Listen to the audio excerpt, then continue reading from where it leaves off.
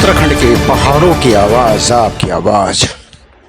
नमस्कार, मैं जगमोहन डांगी, पहाड़ों की आवाज़ वॉइस ऑफ माउंटेन के लिए इस बार फिर एक बार रामनवमी के पावन पर्व पे पहुंचा हूं। मैं रामकुंड ब्याचट्टी गंगा मैया के दर्शन करने के लिए।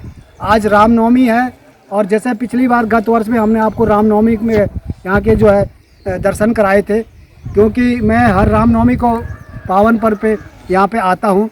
और रामनवमी का जो गत वर्ष लॉकडाउन के दौरान लोग यहाँ पे आए नहीं थे श्रद्धालु नहाने के लिए, लेकिन हम लोग फिर भी, मैं पिछली बार भी अपनी टीम के साथ यहाँ आया था और आज भी फिर वही स्थिति है। कोरोना की स्थिति बहुत विकराल हो गई है और ये बात अलग है कि इस बार लॉकडाउन नहीं है। गत वर्ष 2 अप्रैल को रामनवमी आई थी और इस बार जो है आज 21 अप्रैल है और रामनवमी का पावन पर्व है। इस बार 20 दिन बाद रामनवमी आ रही है, लेकिन इस बार श्रद्धालु यहाँ पे गिने चुने आ रहे हैं। अभी हमने यहाँ पे काफ़ी श्रद्धालुओं को बात की है, लेकिन दूर दराज से लोग अपने आस्था और रामनवमी के दिन जो है यहाँ पे गंगा स्नान करने आते हैं। तो हम लोग फिर पहुँचे हैं आज गंगा मैया के दर्शन करने के लिए अपनी टीम के साथ। पहाड़ों की आवाज़ पहुँची है ब्याचट्टी रामकुंड के पास और अभी आपको बात कराते हैं श्रद्धालु से कि आज कैसा रहा उनका यहाँ पे गंगा दर्शन। मैं एक बार पहाड़ों की आवाज़ के लिए अपने सहयोगी तनुजा रावत के साथ पौड़ी गढ़वाल, उत्तराखंड।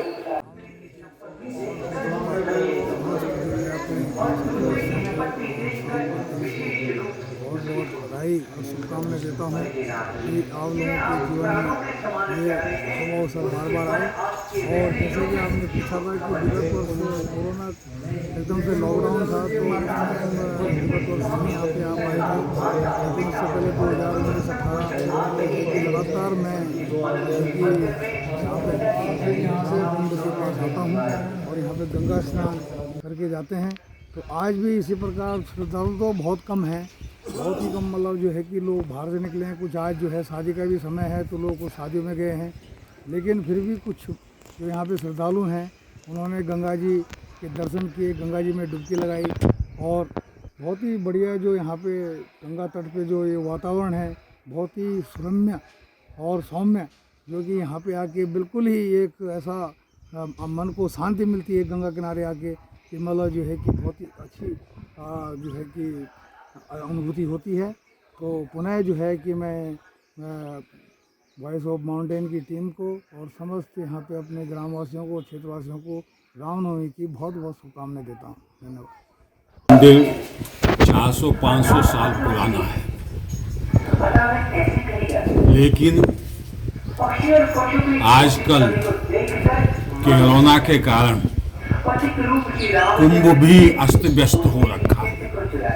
तो मंदिर में रामनवमी में जितने श्रद्धालु दिखाई दे रहे हैं उतना ही हम अपने को अहोभाग्य मान रहे हैं। इसलिए मैं आप सब लोगों की शुभकामनाओं के साथ में मैं यहाँ का स्वामी शेष नारायण, रहने वाला हरिद्वार का, आप सबको धन्यवाद करता हूँ और आपकी जय हो। आप आनंद से रहें। जय सिया राम। महाराज जी, मैं पिछले 15 सालों से रामनवमी पे यहाँ पे बराबर आता हूँ और मैं कई बार मंदिर में भी आता रहता हूँ। और पिछली बार भी मैं आया था, केवल एकमात्र मैं ही इस क्षेत्र में कवरेज करने आया था, मुझे कोई नहीं मिला क्योंकि संपूर्ण लॉकडाउन था भारत में। और आज फिर वही स्थिति, हालांकि भारत सरकार ने लॉकडाउन नहीं कर एक विशेष छूट दे रखी है मंदिरों में सोशल डिस्टेंस पालन करते हुए दर्शन करने के लिए। तो आप क्या संदेश देंगे कि लोग जो आ रहे हैं वो दर्शन करें और मंदिर का जो पहले स्वरूप था और अब में बहुत परिवर्तन, एक ये जो मेन मार्ग है ब्याचट्टी बद्रीनाथ केदारनाथ जाने वाला, तो पहले जो मार्ग था पैदल वो यही था और आज भी लोग जाते हैं। तो मंदिर का जो भव्य निर्माण हुआ एक आकर्षित भी करता है। इस हिसाब से श्रद्धालुओं की जो अपेक्षा थी, अब आना था श्रद्धालुओं में, लेकिन कोरोना के कारण तो लोगों में भय भी है। तो मंदिर का जो जीर्णोद्धार है इसके लिए आप क्या कहेंगे, किसका प्रयास? देखिए, ऐसा है कि पहले जब बद्रीनाथ की पैदल यात्रा होती थी तब यहाँ से ही यात्रीगण जाया आया करते थे। अब बद्रीनाथ की यात्रा बसों से हो रही है, इसलिए आना जाना यात्रियों का तो थोड़ा कम हुआ है, किंतु ग्रामवासी लोग इधर से आते जाते रहते हैं, सतपुली के लोग इधर से आते जाते रहते हैं। ऐसी स्थिति में ये मंदिर जो है आप सब लोगों के लिए धन्यवाद प्रदान करता है। और रही बात ये कि मंदिर में व्यवस्था और उसकी सुचितिपूर्ण चलने की, तो हम चेष्टा ये कर रहे हैं कि मंदिर उत्तरोत्तर दिन पर दिन वृद्धि को प्राप्त हो। जैसा कि आप देख रहे हैं कि पहले ये प्राचीन मंदिर पत्थरों से बना हुआ था, जिसे कि हमने नवनिर्माण करके कहा तो जीर्णोद्धार ही है, लेकिन वास्तव में ये जो है मंदिर का नवनिर्माण हुआ है। और इसके लिए हमारे जो है सच में कहा जाए तो हमारे जो नवानी जी हैं वो इसके लिए जो है सबसे समझिए कि जिन्हों उनकी समर्थता से, उनकी चेष्टा से और उनके करने से ये आश्रम का निर्माण हुआ। मैं उनका भी और आप सब लोगों का भी धन्यवाद करता हूँ। आपका शुभ नाम? मेरा शुभ नाम मीनाक्षी रावत। आप कहाँ से आए? मैं बनेक से मनियारसू बनेक से। आज आपने कान्हा को भी साथ में नहाने के लिए लाए। हाँ जी। तो पहली बार आए कि हमेशा ही लाते हैं? नहीं, पिछले साल भी आए थे। पिछले साल हम देवप्रयाग गए थे। इस साल हम यहाँ व्यास चट्टी गंगा मैया के दर्शन करने के लिए आए हैं। कैसा लगा आज रामनवमी के पर्व पे कान्हा के साथ स्नान करने के लिए? बहुत अच्छा। मन को बहुत शांति मिलती है। गंगा मैया में स्नान करने के बाद जो शांति मिलती है उसका तो मतलब शब्दों में बखान करना मुश्किल है। आपने कोई मनोकामना गंगा मैया से? बस मनोकामना अपने लिए तो कुछ नहीं है, लेकिन चाहती हूँ कि मतलब ये जो महामारी फैल रही है तो इससे सभी देशवासियों को मुक्ति मिले, पूरे समाज को, पूरी दुनिया को। आपके साथ आपकी माता जी भी आ रखे? हाँ जी, मेरी मम्मी। कैसा लग रहा है आपको यहाँ पे आज? बहुत अच्छा। आप पहली बार है कि हमेशा आते हो रामनवमी? हाँ, पिछली बार गए। अच्छा, पिछली बार देवराग गए? हाँ, देवराग गए। जब हमारे लोग मंदिर के प्रति आस्था थी, रघुनाथ मंदिर उस टाइम छोटा सा होता था, और जो रामनवमी का पावन पर्व है उससे दूर दूर से 25-25, 40-40 किलोमीटर पैदल निकल सुबह आ जाते थे, बिना खाए पिए पैदल चल के। आज भौतिकवाद में व्यवस्थाएं हैं, गाड़ी की है, गंगा किनारे उतरना है, सारी सुविधा।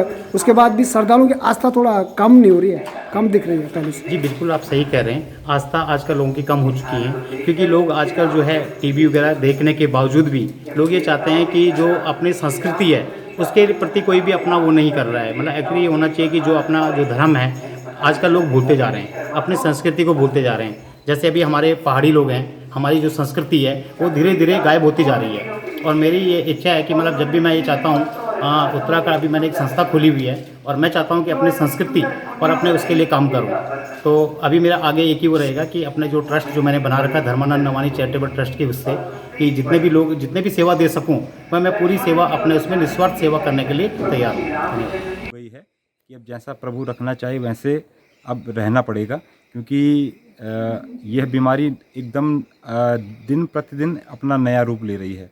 तो यही है कि स्वयं का बचाव अब हमें स्वयं ही करना होगा, तभी स्वयं हम भी बच सकते हैं, हमारा परिवार भी बच सकता है और देश का भी बचाव हो सकता है। किया जाए या न किया जाए, तो 2 तारीख को इसमें अंतिम निर्णय होना बाकी है। तो अभी दिक्कत विद्यालय चलाने में दिक्कत आ रही है कुछ आर्थिक से कम इसमें मेरा अपना मानना है कि इसमें 50-60 हज़ार रुपये प्रति महीने जो खर्चा आता है।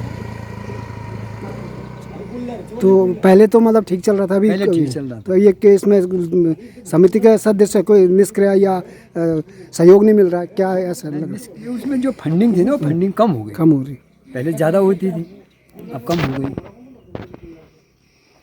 कुछ सदस्य जो इस मंदिर में सक्रिय सदस्य थे और अच्छे श्रेष्ठ लोग थे, कुछ का देहासन होने से भी कुछ फर्क पड़ा? ना, उससे तो क्या फ़र्क पड़ना था, उनके एवज में तो बहुत सारे लोग उसमें से जुड़े हुए हैं, सब अपना प्रयास करते हैं। लेकिन धीरे धीरे होता है ना, शुरू में तो हर किसी में उत्साह उल्लास रहता है, धीरे धीरे कमियाँ आना स्वाभाविक ही है।